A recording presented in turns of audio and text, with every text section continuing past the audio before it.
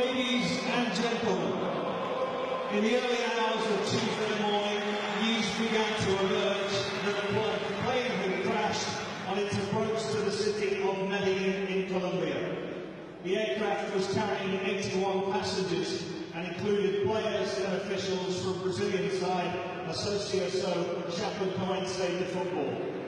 The team had been due to play in the final of the Copa Sudamericana against Colombian side Atlético Nacional on Wednesday. Tragically, 75 people lost their lives, and tonight we ask fans of both clubs to unite and remember them. A period of silence will begin and end on the referee's whistle.